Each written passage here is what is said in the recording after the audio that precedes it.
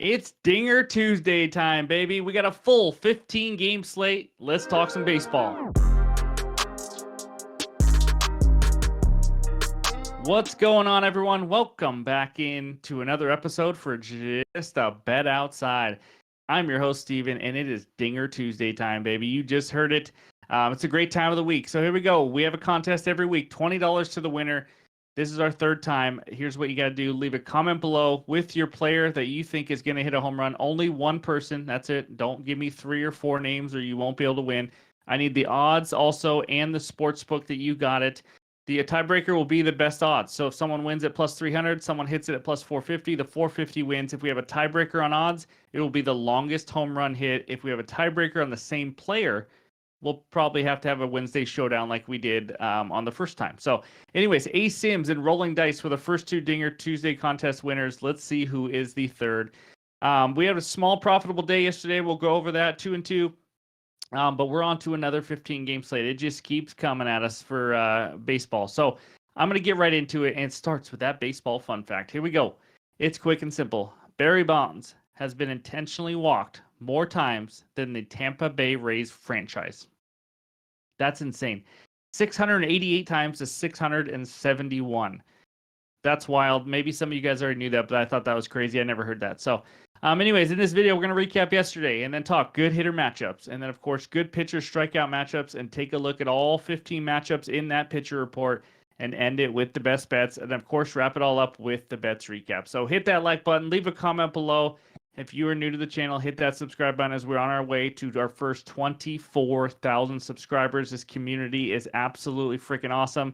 I am so incredibly thankful for you guys letting me do this every single day and talking sports with all of you. So anyways, that's what we got. Let's get it started. And of course, that means the bets recap. All right, it was a small winning day because of that Nerfy that we lost was a half unit, but my goodness. I love the read on that. Only 7 batters came to the plate in the first inning, 6 up, 6 down, but mixed in there was an Andrew freaking McCutchen bomb to center field, a solo bomb. That's what a Nerfy does. Sometimes it breaks your heart with one swing of the bat. That's why I put half units on these. But that was a tough one to take. I love the read. Jared Jones looked good. It was an easy first inning other than that one swing. San Diego Padres minus 1.5. This was a very sweaty winner. They were tied 1-1 going to the 8th. Padres got 2. And then bottom of the 9th, when they're up 2, the Rockies had 2 guys on, first and third, 1 out. Double freaking play to end it. I jumped off my seat. It was awesome to watch. We needed some luck there. So the hitter parlays have been going cold. I don't know what to tell you guys. These were my bread and butter last year. I think it has something to do with the beginning of the year. We started really getting hot with these when the warmer days, the warmer months, when there's more hits, more runs, things like that. So I'm going to pick and choose my spots. I still have faith in it, but Marcell Ozuna, he's allowed to let us down, guys. He has hit 5 in a row for us, and this time he didn't, and he did it on a time where I don't think Ketel Marte got a hit either, so it didn't really matter. But the added play, which we've been doing pretty good lately, gives me overnight, more props out in the morning. I'm going to start doing this more and more. Tariq Skubal over 17.5 outs recorded. Easy peasy pumpkin squeezy. I mean, he dominated the Rays. He went well over 60 innings. I watched the game as much as I could, and he was just mowing them down. They had no answer. Expecting changeup, he blows 98 by him. Expecting fastball, he has a changeup. It was fun to watch. Skubal is one heck of a pitcher. But anyways, it's a long season. We're not even 1 month into it. That's why unit management is important. We are going to turn this around. Don't you worry. But there's the overall record. The game bets are killing me. Hitter parlays, which I was going to count on this year, are also killing me to start. But we'll get it going. And then we got a lot of research help to help you guys out as well. So not all about the bets. But that's the recap. And before we get into those best bets, let's talk the good hitter matchups. All right, we got 16 good matchups for you today. If you like these hitter matchups, this is your day. I mean, we got a ton. I'm not going to go over every single one, but we got like 3 different Dodger players, of course, because they're going up against Patrick Corbin. On the bottom left, I thought it was interesting. Garrett Hampson of the Royals, 5 for 12 and 3 bombs off of Kevin Gausman. Go figure. Who would have saw that coming? But other than that, nobody with a ton of home runs that I see here. Some extra base hits and things. It goes in order from most at bats to less. So Miguel Rojas has faced Patrick Corbin 37 times. I think we saw this earlier this year. He has 3 bombs. Not a guy people usually bet on. But Nathaniel Lowe and Corey Seager on the left and right, going up against my Seattle Mariners. Nathaniel Lowe just came back to the majors, not to the majors. Just came back from injury. I think this is going to be his 3rd game of the season. He has 8 for 18 versus Gilbert. Seager 5 for 11. Gilbert's been throwing the ball pretty freaking well, so that should be an interesting matchup to see those. And then there's all the rest of the guys. Obviously, Mookie Betts always up there, but he's 6 for 11. And so on and so on with Josh Bell, Adam Frazier, some guys that you don't usually bet. So you guys do what you want. But yeah, that's what we got for the good hitter matchups. And now let's go talk some arms. All right, we got 3 of them for you. Starts with Ryan Pepiot of the Rays going up against the Tigers. 7th highest K percentage versus righties this year, 25% pretty much. Pepiot, 27 Ks, 22.2 innings. And when he faced 2 other teams that struck out or in the top 10 of highest strikeout teams this year, the Angels and the Rockies, he had 7 and 11 Ks, just to kind of give you guys a little help. And then Michael King versus the Rockies, 4th highest K percentage versus righties this year, been struggling all year and last year, 27.2. And then King, 29 Ks in 27 innings, but one of those was 10 Ks in one game. He has 6, 4, 4, and 10 in 4 starts. So, and then the third one, Grayson Rodriguez versus the Angels. Angels, 9th highest K percentage versus righties, which is actually improvement from where they were at the beginning of the year and from last year, 23.6%. And then Grayson Rodriguez, 27 Ks in 24 innings this year. He faced the Angels already earlier this year. I think it's his first start of the year. He had 9 strikeouts against them. So anyways, hopefully this helps you guys get a winner or 2 or 3. But these are the best pitcher strikeout matchups for Tuesday. And let's move on to the pitcher report. All right, these are the first 8 matchups for April 23rd. If you are new to the channel, we got a lot of different columns here to help you guys out. If you like to bet walks, strikeouts, all that kind of stuff. And on the bottom will be the starting pitcher average for every single category. Record and innings obviously mean nothing.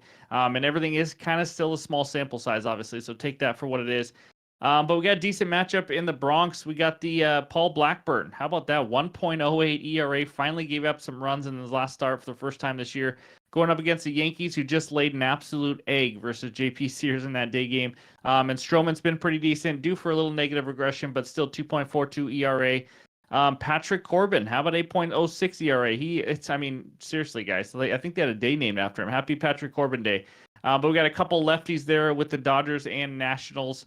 And then other than that, there's some decent matchups. Sanchez has been filthy for the Phillies, and then Andrew Abbott for the Reds. That's a good matchup of 2 lefties. And then JP France down there against Wicks of the Cubs, who is 5.29 ERA. It's not been pretty for him. Max Fried is a big number you see there, 7.71 ERA. He was a Cy Young candidate, has been off to a rough start. As you can see, his expected ERA, xFIP, all those numbers you see for projected, he's due to have a little bit better luck. He has a 4.25 expected ERA. So anyways, that's page 1. The highest K percentage is Lively for the Guardians, but he's pitched 1 time for only 5 innings. So take that for what it's worth. But yeah, that's page 1. Take a screenshot. Let's go check out page 2 now. All right, these are the final 7 matchup. And as you can see up there, the ace of the Blue Jays, Kevin Gausman, has struggled. 8.16 ERA, due for some positive regression, I guess, but still 6.14 expected ERA is brutal. K percentage getting closer and closer to average, which is not normal for him. It just hasn't been pretty. 7.2% walk rate's not bad, but yeah, anyways, he's going up against Michael Waka Waka, 3.75 ERA. Just a solid pitcher that the Royals picked up over the offseason. But anyways, other than that, we got, Pablo Lopez. He's been hit a little bit. He's around a 4 ERA, but high strikeout guy, 25.8% so far this year, which is lower for him. So, we'll see if he can kind of turn it around a little bit. His expected ERA says he will. But then Griffin Canning down there against that Grayson Rodriguez, who we talked about. Canning has been a can. Let's be honest, 8.05 ERA so far. Yes, he is due for positive regression, 5.07. But, when you're not missing many bats, we're talking an 18.2% K rate. Giving up almost 12 hits per 9 innings. That is just not good at all. And speaking of that, look at Gausman at the top, 12.6 hits per 9. That's just terrible. But Logan Webb's an absolute beast down there. He's just as consistent as it gets. Hasn't been missing as many bats, but induces as many ground balls as pretty much any single pitcher in the majors. So anyways, that's page 2. That's all my rambling about the matchups today. And now it's time for the best bets.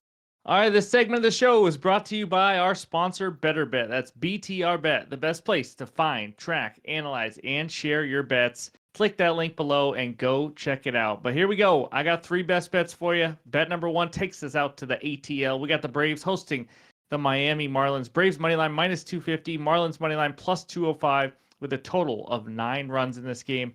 I don't have a game bet. I got a player prop. Give me Max Fried over 17.5 outs recorded at minus 120 on DK. That means he has to pitch 6 or more innings. So he's been a stud his whole career. We've talked about that. He's the Cy Young candidate. Last year he got injured, and it's been a rocky start this year. You saw the numbers on the pitcher report. There's no denying that. But I do like what I've seen from him a little bit last 2 starts. He went 5 and then 6.1 innings with 4 earned runs, giving up in 11.1 innings. Not elite, no, but he has been getting better, and I think he's rounding back into form. And by the way, did I mention he's facing the Marlins? He has faced the Marlins already this year, and that's the only team he has actually gone over 17 and a half outs recorded so far this year.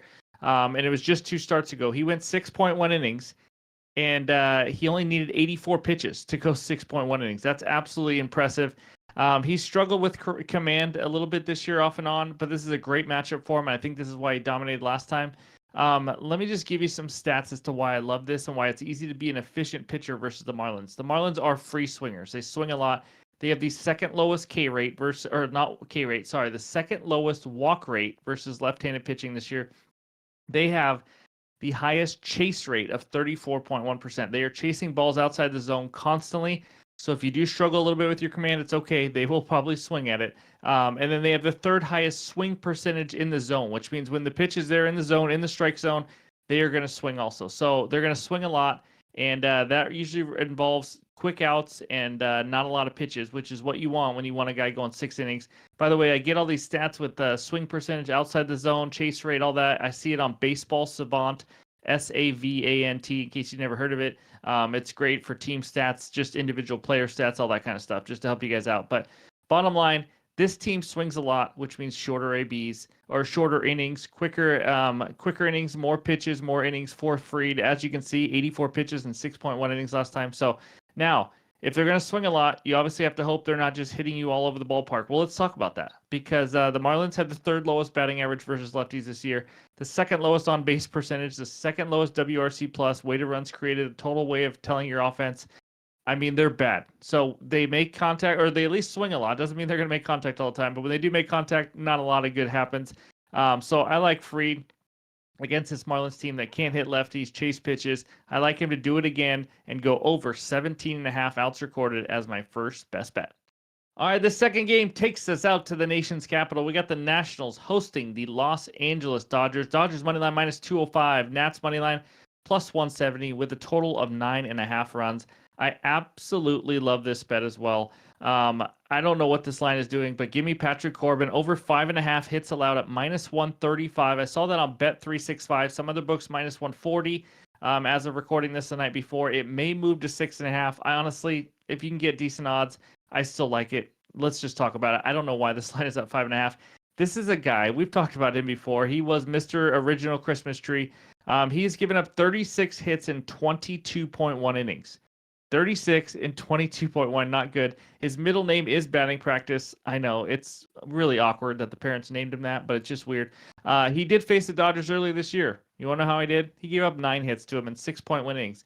He struggled, but you know what that shows you also? He has a long leash. He's given up a lot of hits in every game, and he's still going deep into games because they'll let him throw 90 to 100 pitches, and he just gets hit pretty quickly. So that's what you also like to see, but the Dodgers get to see him for the 2nd time in a week. You tell me, advantage Dodgers or advantage Patrick freaking Corbin? He has given up 6 or more hits in every single start this season, but that's not it. He's given up 7 or more hits in every start this year. He's given, that's right, 7 or more in all 4 starts, and they're dropping a 5.5 line against one of the best offenses in the majors that has already hit him around for 9 hits last time he pitched against them. So I honestly thought it would be 6.5, highly juiced, 7.5, maybe close to even money. Just 2 starts ago, before that Dodgers start, he gave up 11 hits to the San Francisco Giants. The Dodgers 10th in batting average versus lefties. Their numbers are above average, but they're going to go up. They were last year. They're a better lineup. I think they're going to continue to improve and be one of the top lineups against righties and lefties. But this team could have 3 to 4 hits just one time through the lineup. I mean, it's just absolutely insane. In that last game, Mookie went 5 for 5. Obviously, that wasn't all against Corbin, but he dominated. Miguel Rojas, you saw, he got a couple hits. He dominates. There's guys even at the bottom of the order that hit Corbin well, like you saw in the good hitter matchup. So I don't love the juice, obviously minus 135, but the juice doesn't matter much if you win the bet. So give me the over 5.5 hits allowed. I expect the Dodgers to probably get 7 or more hits, maybe 8. If you could ladder a hits allowed prop, I feel like this is the one because they could get 8 or 9. Like I said, they already got 9. I wouldn't be surprised in the 8 to 10 range again. So give me Patrick Corbin over 5.5 hits allowed, and let's hope we don't just have some terrible luck game where they're hitting line drives right at people everywhere. But this team is too good. So give me Corbin to allow over 5.5 hits as my second best bet. All right, this final bet takes us out to Cali. We got the Angels hosting the Baltimore Orioles. Orioles moneyline minus 148, Angels moneyline plus 124 with a total of 8.5 runs. My best bet in this game, give me the Orioles team total over 4.5 runs. That's a complete game. We're not doing first 5 innings, first 7 innings. This is a complete game team total of 4.5 runs at minus 120. Let's talk about this one. You're going to hear in my voice that I absolutely love these bets today. It doesn't mean I'm saying lock. There's no way they lose or anything. I love the research I do when it all comes together. And when I like a bet, this is how you should feel on yours. It doesn't mean you have to, tail every single one of my bets where I sound more confident. But it's just one of those nights where I just really like these bets. So, and like the reads, we'll see how it turns out. But Orioles are facing Griffin Canning. He's not been good. We talked about it a little bit when we talk about pitcher report. He's given up 5, 4, 6, and 2 earned runs in his 4 starts this year. 17 total earned runs in 19 innings. That's not good. One of those starts was against this Orioles team already. He gave up 7 hits and 5 earned runs in 5 innings. He let them go over their team total in 5 innings. That's all they needed. But obviously, we get 9 innings here. So if they do that again, that would be great. But Canning has a very low 18.2% walk rate. But the stat I really love here is that he's been a huge fly ball pitcher. I mean, he just cannot get ground balls to save his life, which is the reason why he's given up 5 home runs already. He's one of the worst in the league so far in home runs per 9 innings. And that's not going to be a good combo against this Orioles team. They have the number 1 ISO power number in the league versus righties. A great way to tell how much power you have. Number 2 WRC plus, like we already talked about, weighted runs created in MLB versus righties. The number 2 slugging team. The number 3 OPS, on base plus slugging. The numbers are not far off from the Atlanta Braves. If this team was the Atlanta Braves playing the Angels and Griffin Canning, I bet you we see a team total of 5.5. I think this line is too low. I think the Orioles, with how they've been hitting, can get 5 or more runs. We're getting a top 5 offense, and they're going to also play a team in the Angels who have a very bad bullpen. They have the 9th highest ERA so far this year, and the Orioles are averaging 5.8 runs per game. I just need 5 versus a bad starting pitcher, bad bullpen, and from the looks of it, I'm not going to call myself a weatherman, but from the looks of it, the wind is also blowing out. It's in LA. I just think they're going to hit him around again. So give me the Orioles team total over 4.5 runs at minus 120 as my third and final best bet of the day. And let's check out the recap. All right, we got Max Fried over 17.5 outs recorded at minus 120. And then Mr. Patrick Corbin over 5.5 hits allowed at minus 135 on Bet365. And then the Orioles team total over 4.5 runs at minus 120 on DraftKings. Those are the 3 best bets. I will more than likely have at least one added play in the morning, assuming I can handle the 4 toddlers that I have all day to myself. But I'll have an added play for you guys. It'll be in the pinned comments on X and on Discord. Again, go check out that NBA Best Bets video after a nice 3-0 sweep yesterday. We try to keep it rolling in the playoffs as well. But thank you guys for watching. Talking sports is so much fun every day, and I just want to say thank you, and I appreciate all the support every day. So anyways, hope you have a good one. We'll talk to you soon.